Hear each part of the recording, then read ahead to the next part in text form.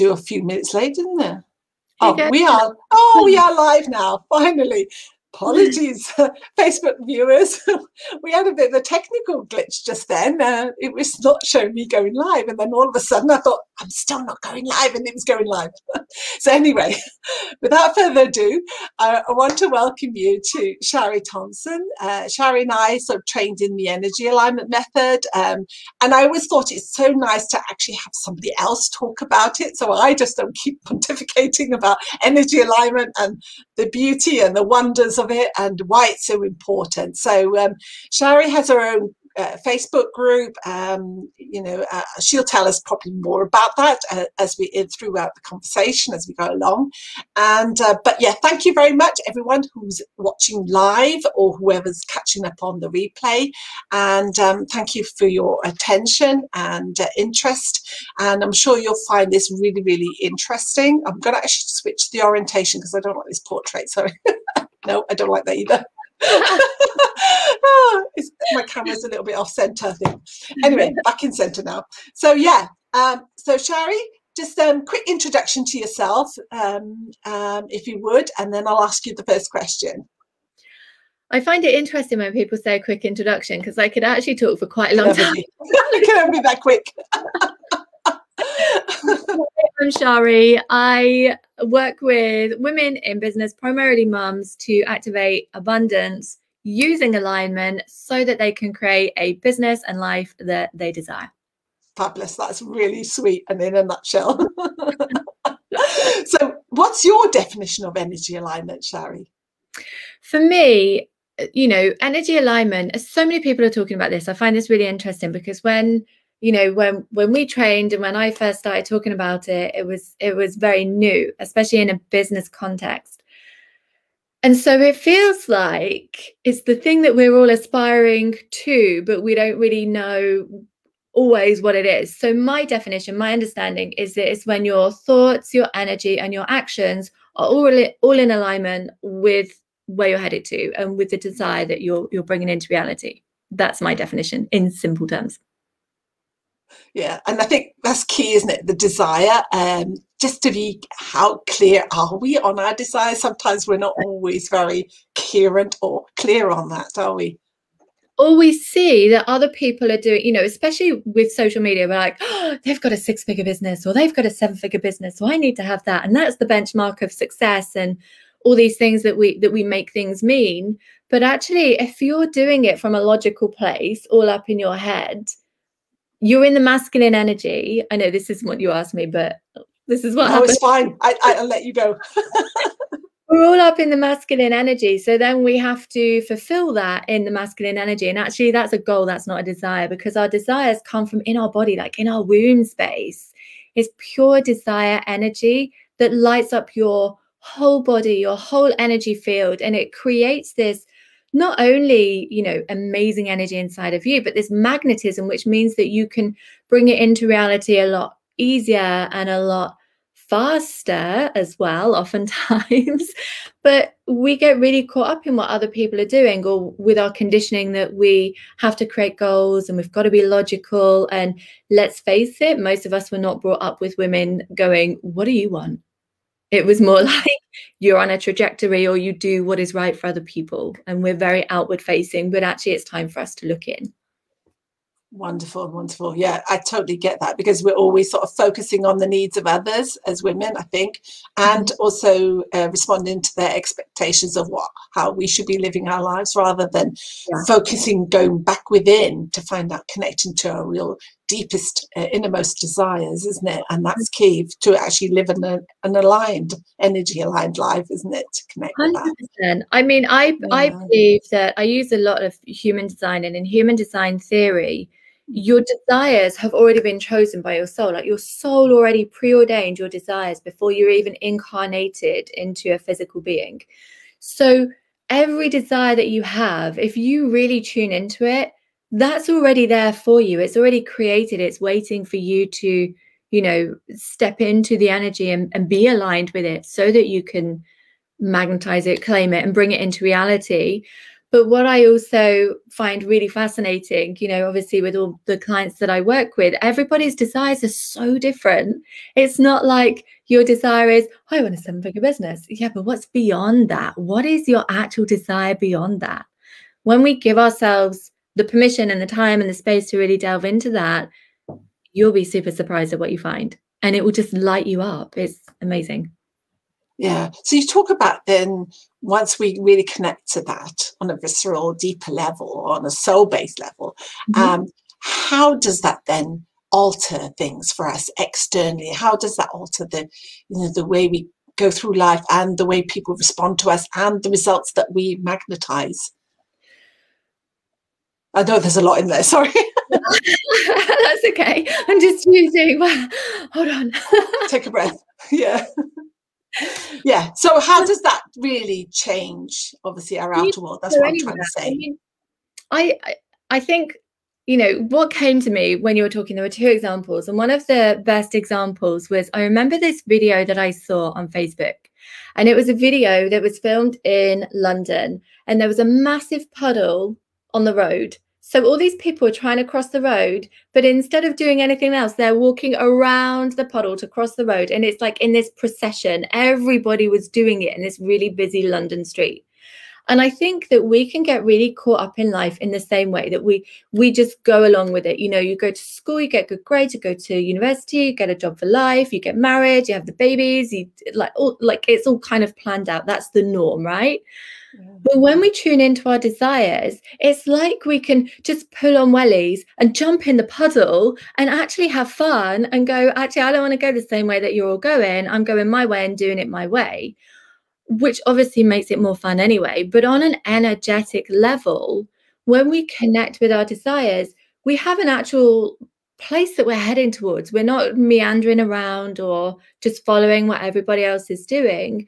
We have this place that we're heading towards that literally excites us to get there, instead of it being a goal. Like, goals feel super heavy. I've got to go get a degree because then I'm going to get a job for life, and then I'm going to retire, and then I can have fun. It's like, if that's what lights you up, then that's totally fine. For me, that was never the way. But when you tune into your desires, they can feel a little bit bonkers sometimes. You know, for as an example, 3 years ago, my son and I moved to Bali. It was downloaded to me through a meditation in my Akashic records. Everyone around me thought I was crazy. Have you ever been to Bali before? No. And now you're going to live there? Yeah. And you're going to take your son by yourself? Yeah. I mean, Archie was 2018, 7. He was 7 at the time. We packed everything in storage, moved to Bali because my desire said. Was I terrified? 100%. It was scary doing that. And everybody else thought it was crazy, but it was the best thing that I ever did because I followed my desire and it led on to the next and to the next and to the next. So it's not always logical.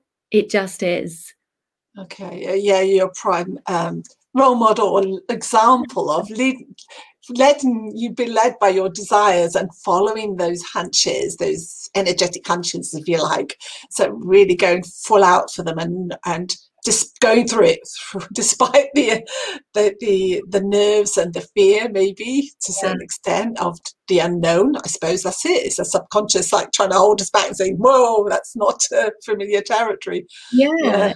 I mean, it's fear, isn't it? Because we're in a very logical world. That's the world that we're in. It's patriarchal, it's logical, it's very masculine. And our desires don't always make sense. Or they can seem impulsive. Like, I'm always told I'm impulsive, but I'm only following either my desires or my intuition. It's not even about impulse. It's this deep trust that I'm always guided. So it can look like that from the outside, especially if people don't understand connecting with your desires or energy or any of those things. But in truth, it's always perfect. It's never impulsive. It's never like I've just had this thought and I'm like, okay, I'm going to do that. It's because I've had this full knowing. Okay, now we're going to do that. You know? I think a lot, you may be very in tune with that. I think for some of our watchers or viewers, they may sort of say, well, I don't really get those big, deep, urges, or I get maybe sometimes a little bit of a hint or a little bit of a you know, I don't know, a tingle that might be right, but then I hold back because I'm not 100% sure. Whereas, you know, and I think this thing, what would you say to them to sort of explore that, maybe to get that better conviction, that go for it, you know, because what's on the other side as opposed to where you are now, you know, and it's sort of weighing that up, isn't it? And I really feel like the fear is always going to come when you're aligned. Like everybody sees the fear as, oh, I'm not in alignment, this is not right for me. yeah. But the more we can be okay with walking with fear, the easier it becomes. Because for me, alignment is not a one and done thing. You know, following my intuition is not a one and done thing. It takes a dedication every single moment by moment, day by day. It takes a dedication to trust that that is right. And if you follow the little nudges, then eventually you'll go into build enough evidence for the bigger nudges to make sense. So it's like, how do we get to bridge the gap? How do we get to create the bridges so that it doesn't put our whole nervous system into some kind of traumatic state, or it doesn't have our head overriding? Because I can tell you now that everything, I base my whole life on intuition and alignment. And there is still days when I feel like I could easily talk myself out because of the fear, because of the discomfort, because of what everybody else around me is saying, or because it just doesn't make logical sense. So I have to recommit over and over again. It's like, you know, it can look like it's easy for people who've been doing it for longer, but they're still recommitting. It's still a dedication over and over again to believe it, to trust it, to move with it, to act upon it, you know. And you must find this as well, Esther, with your work. Yeah, totally. I mean, I've connected with so many different people now since having been made redundant and committing not to go back into corporate. And there are times still when I look at the ads and I think, no, that's not where your heart sings. It's really no, it's stay away from it. And then I still follow certain nudges. Like I followed a nudge to work with on a book project. So I contributed a chapter to this sort of 20 ways for self-healing, something similar like that. I can't forgive, forgotten the title, but I did it, you know. But it was like me exploring my truth and coming out of the hiding in a way.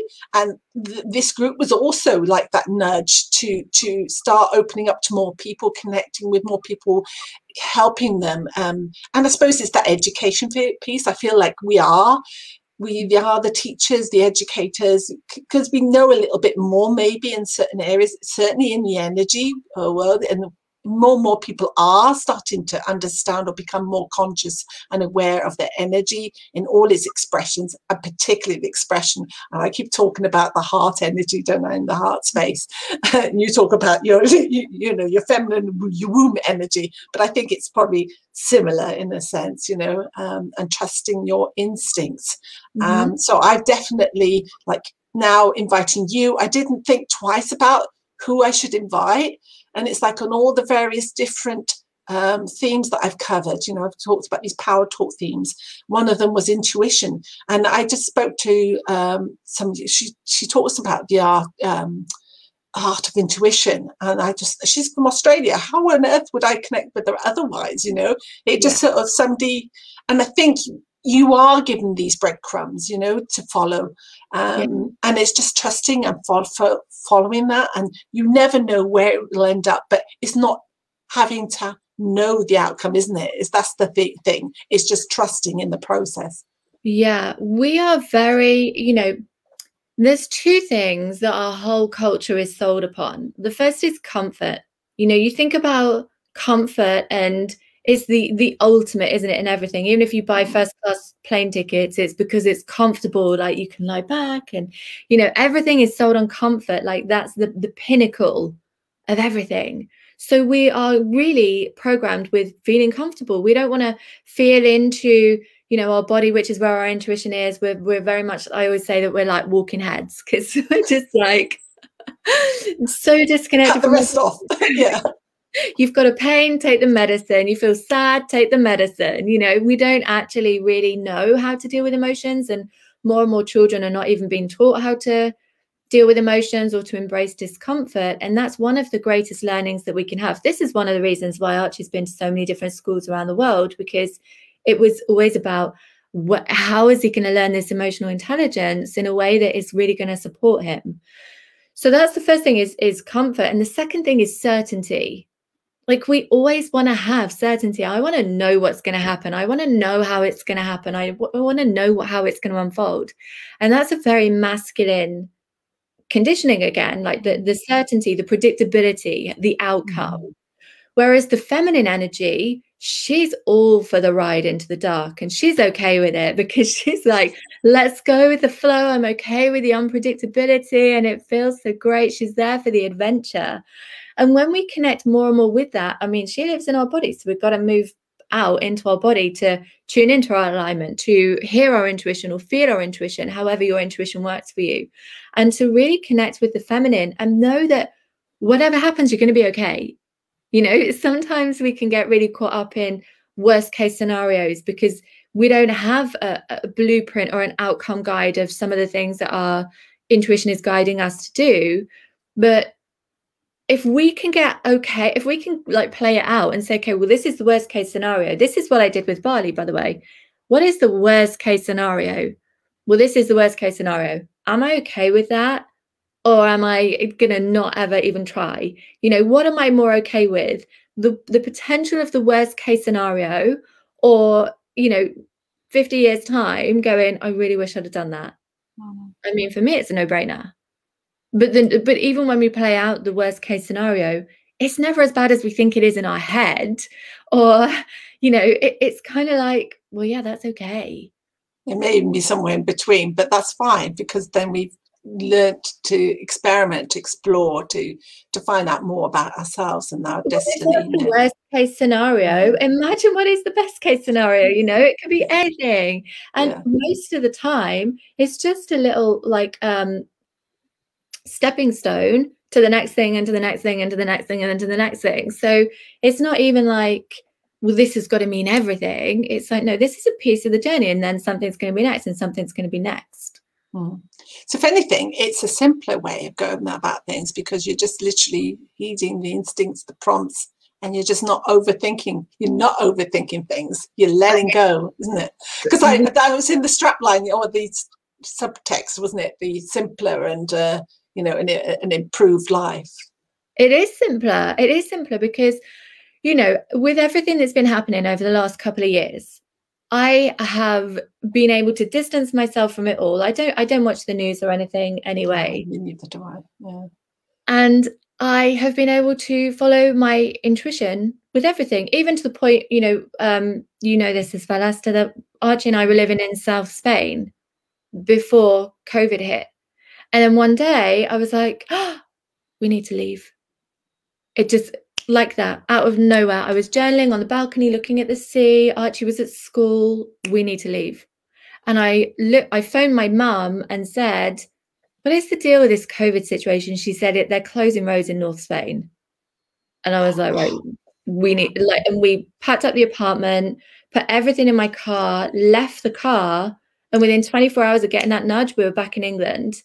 And then everybody, all of the people I knew in Spain were like, you're being so impulsive. Do you think you're overreacting? And I was like, no, my intuition has said. Well, 2 days later, Spain was in lockdown. The following week, we got back on the Wednesday, on the 11th, which is the day it was declared a pandemic.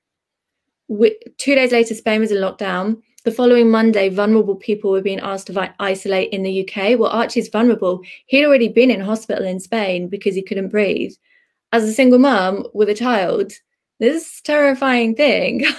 You know, I thank my lucky stars over and over again that I listened to my intuition, because that could have been a whole different situation and it could have been terrifying.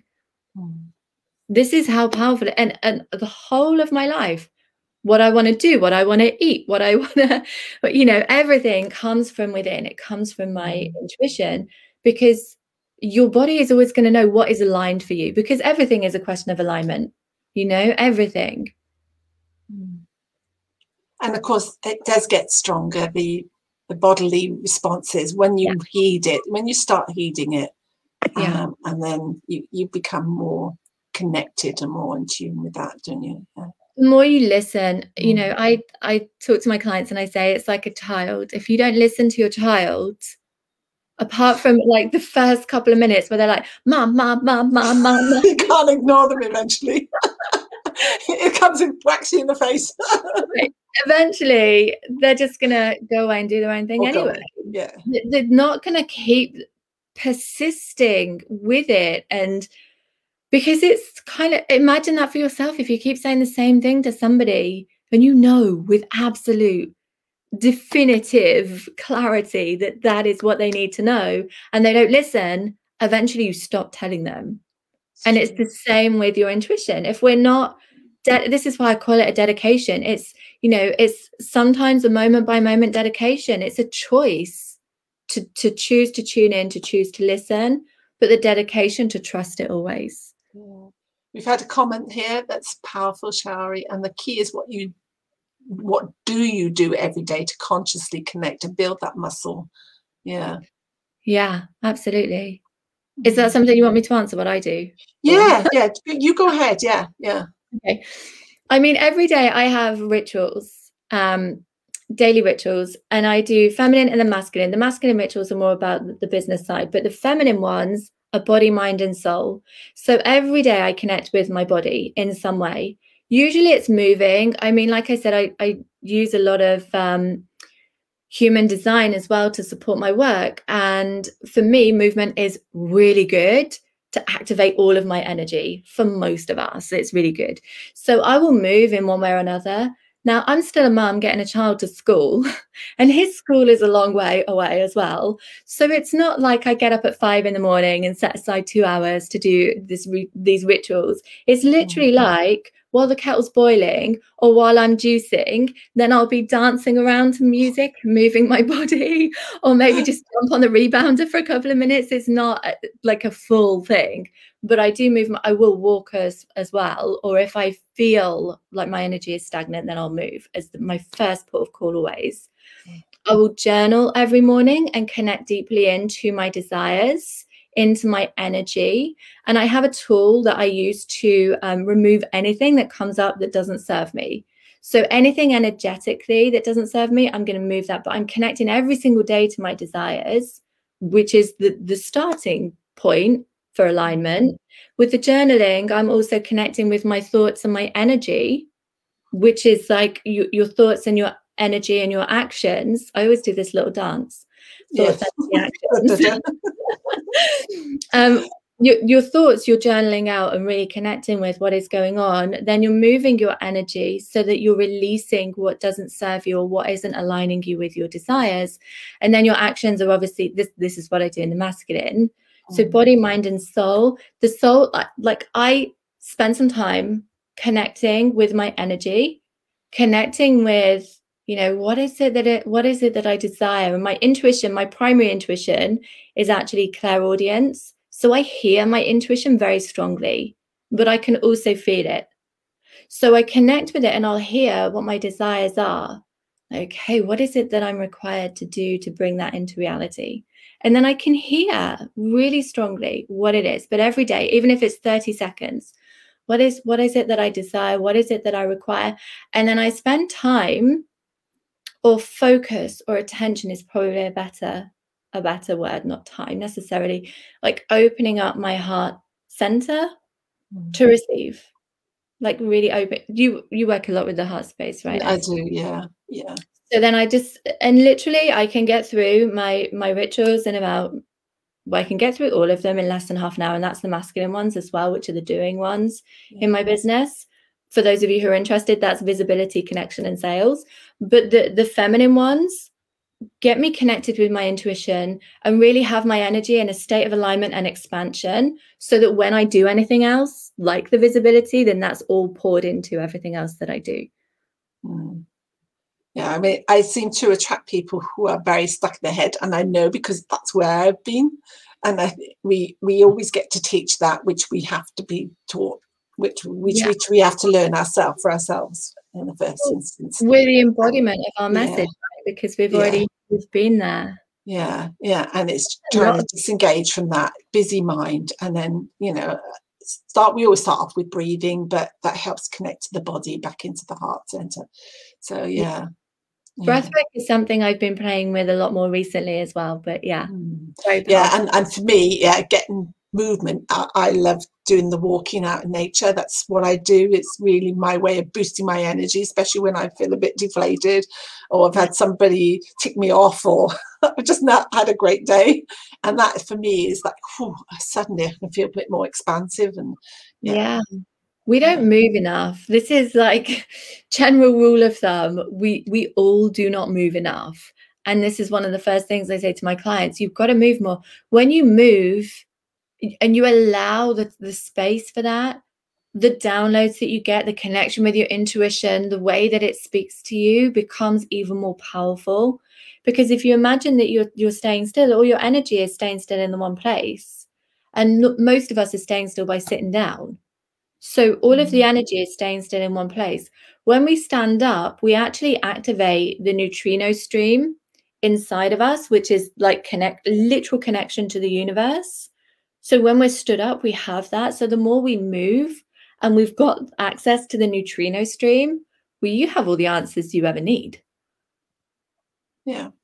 And it comes back to the answers are within, they're not out there. Stop looking for solutions or people telling you what to do.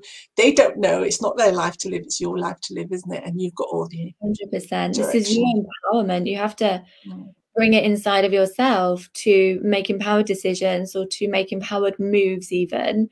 But when we start to look at what other people are doing, or put all our power on a blueprint or what somebody else says, like, we can still have guidance and we can still be supported and be an empowered way. But there's a big distinction between putting all of our power into something else, then we're disempowered because all our power is outside of us. And you can take that thing away, whatever it is, it's a blueprint or whatever. As soon as that's gone, where's your power? We feel empty. Where are we going to go? But the more we can bring it in, and that's not just a like, ta-da, here you go, that's done. Again, that's a dedication as well. And it takes, in many cases, the undoing of what has been coded into us since we were tiny. Yeah. That's the biggest challenge, I think. Is that undoing that, unraveling all that layer upon layer of misguided intentions. I mean, it's just it's not sometimes their fault, it's just the way they're being conditioned to, it's just passed on, isn't it?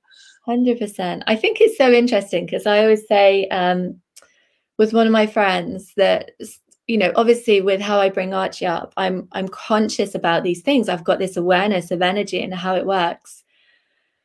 And the truth is, I'm still going to have created resistance and trauma on some level inside of him, because we're all here to grow and we're all here to evolve. Yeah, you can be super conscious, but even if I was a perfect parent for him 100% of the time, that itself would create the resistance inside of him, So the more that we can understand the work that there is to do, and the more we can empower people with how to do that for themselves, then the easier it is all around.